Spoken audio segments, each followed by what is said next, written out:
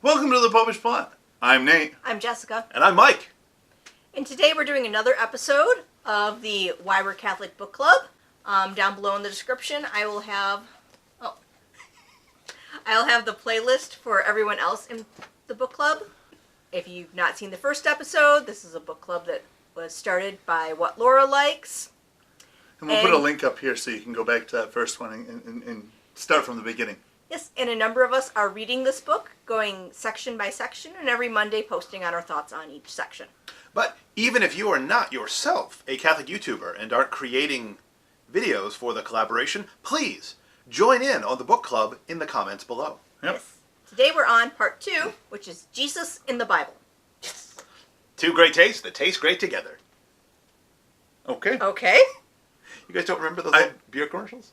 I do, but I wouldn't use that to describe God and His holy word. But we do eat the Lord at His command, and Scripture talks about eating Scripture. So I'm on solid-ish ground. You probably won't be excommunicated for this. Anyways, in this particular section, the author, Trent Horn, discusses the reasons for why Catholics believe in Jesus as part of and including some other portions of the Trinity. Me personally, the part I loved the most about this, the part I got the most out of, well, maybe I didn't get the most out of it, the part I enjoyed the most was, I believe it was the final chapter in the section, which would have been like chapter 10, on why we aren't Bible-only Christians. See, as a former Calvinist, I spent a fair bit of time believing that the Bible was essentially the only authority necessary for the Christian faith.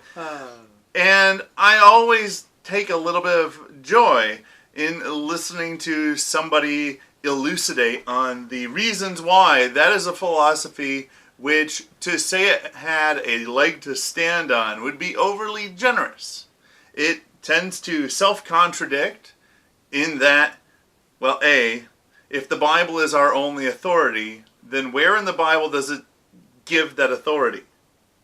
Also, where in the Bible does it say what exactly constitutes the Bible? Because if the Bible is the only authority, then that information has to come from within.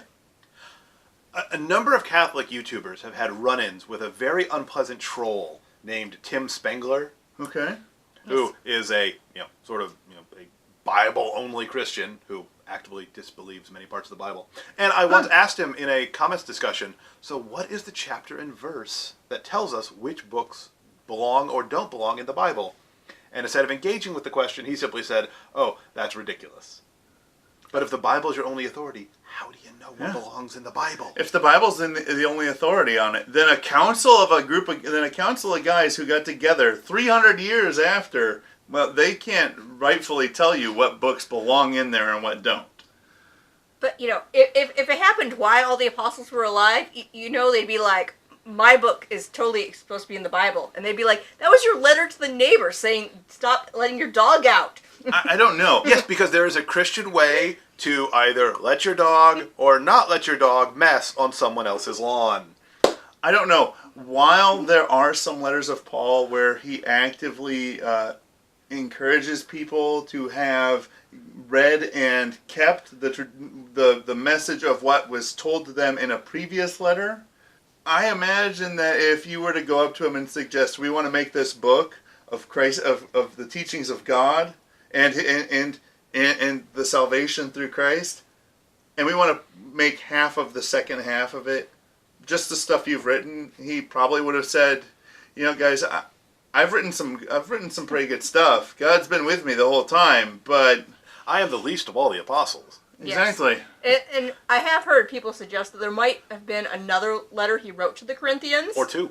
Yes, that just did not end up in the Bible. No, that's fair. I mean, well, because even though they were letters to the Corinthians, and even though they were written by Paul, they clearly weren't divinely inspired, or they would have been preserved and made it into the Bible. Exactly. Or he was just covering the same thing, and parchment was expensive back then, so it's like, you already told them 2 times in the other Corinthian letters. So, you said Corinthian letters, and I heard Corinthian leather. Rich Corinthian letters. Anyway, he did a very good job of explaining how you can't work off the Bible alone because... The Bible alone tells you not to. Yeah. However, I have to say in the related section, I had a problem which I have with a lot of Catholic apologists when they're trying to explain how this works, and that he insisted that we get the Bible from the church, and we get the church from the Bible, but it's not a circle, it's a spiral argument. Mm-hmm. Well, it's because Jesus repealed the dietary laws, so he's thinking of a spiral cut ham, which is delicious, but not allowed under the old law. It is fantastic. Spiral cut ham. Especially with a nice honey glaze on the outside. That may be, but it's one of those ones where I'm fine with pointing out that it kind of is a weak argument. You know, it's a better argument than the Bible tells us what's in the Bible because Bible. But it's still, it kind of goes in a circle. Sure. Well, again, he is saying this. It goes in a circular motion. It's just that as a spiral, it is an ascending circular motion instead of just stuck on the one plane. It's not a pure loop. Yeah. It's like, it's not something I would use with a Protestant to explain my point.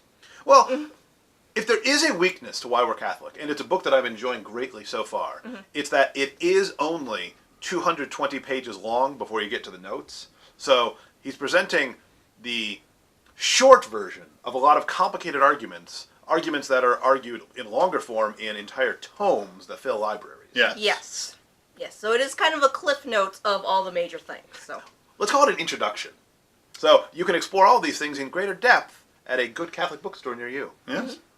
So what did you like or dislike about this section? Well, I really like the bit on the Trinity. I like the bit on how we can believe the resurrection. But what really caught my eye was something I've heard from atheists before. Oh, how can you believe in that God when there's so much violence in the Bible? Yes. But he makes two excellent points. One, each of us has no right to this life. It is a free gift from God. So God has the absolute right to take it back from us whenever he wants. And if our culture is horrible, so that we're engaging in rampant incest, in idol worship, in child sacrifice, and God says, well, it's time to end you jerks, God has every absolute right to do so. So, when the Israelites were conquering the land of Canaan, they were told, you've got to get rid of the people that are there, because if you don't, you will fall back into idolatry. Just as they did when they were in Egypt for so many years, and they adopted so much of the Egyptian religion, because they didn't either exterminate or extirpate all the people from Canaan. They started to intermarry with them, to worship their gods, to compromise the covenant that they had made with God. And I did like that he made the argument that while, yes, it does state to kill every last one of them, it may have simply been God using the most extreme form of language in order to convey how far apart from themselves, or how far apart from these other people they needed to keep themselves. Because, as we can see, anytime those two start mingling, the whole thing becomes a little muddy. Well, the classic sports metaphor. How'd the game go? Oh, we got killed. Everyone is still alive. It's hyperbolic language. Exactly. Yes, I did like how he pointed that, and they killed every last one of these, 5 chapters later. And then we were these neighbors that were the same people. Yep. He also talks about the non-literal sense of having to purge ourselves of any little sin that we can't tolerate any of it, which is a fine argument and absolutely true, but I prefer it when we take on the literal truth of the historical books straight on, and so I'm very glad that Mr. Horn did so. Yes, I also like, even before that, when he explained how we know that the Bible is reliable, it's been thousands of years since any section has been written. Maybe there was a typo that's been carried out throughout the centuries. Because I've heard this argument before, like they use it in the Alpha course, where they actually, line up how many copies we have of this text from when, and, how reliable it is. Like, for the Bible, we've got the Dead Sea Scrolls for parts of it. We've got the fact that we can tell these things were written within so many, up to hundreds of years from when it was, while other books that we completely consider normal, like the Iliad and the Odyssey, we're going to be like, yeah, Homer probably totally never existed and this war never happened. But the earliest examples we have that are like 1,000 years later, where people have been telling the stories and they've been recopying it, and yet still they found Troy when they didn't even know it was a real city from those texts. And they use the similar argument for proving how we can trust the reliability of the existence of Christ, because we can go and we can look at all these other religious texts from other religions, and almost every single one of them attempts to make some sort of explanation for what Jesus was, whereas the Bible refers to none of them. It gives them, by trying to find a space in their architecture for him, they give him reliability. Yes, I also like the pointing out the fact that they were completely non-Christian sources in the early century. This is just a historian writing from the year like 100 and something. And then these groups called the Christians because they followed Jesus, who they thought was the Christ. Well, not only that, but actually hostile sources. Yeah. The letters that we have from Pliny, he's acting as a governor. He's saying, he's writing to the emperor, I've got these guys. Should I kill them? And he eventually did. So these are not people who have any vested interest in affirming Christian belief, and yet that's precisely what they do. Anyway, so another excellent section of why we're Catholic. Yeah. If you have not yet read the book, we strongly recommend going out and getting a copy. If you have, once again, feel free to join the discussion down in the comments below. And while we're at it, just to give a plug, because they make some really good books, consider checking out something else from Catholic Answers Press. Yes, they may or may not have a sale going on right now. I'm a bit behind in their episodes of their shows because Halloween. If they don't have one going on now, they'll have one going on in like 2 weeks. Yeah, they usually have a holiday one. But until next, go down below, hit the subscribes, the likes, all that other stuff. And remember, until next time... And don't forget to check out all the other Catholic YouTubers who are participating in this collaboration. Yes, correct. Make sure to check out the other YouTubers that are in the playlist. And until next time, remember to live your faith. Love your faith. Share that love.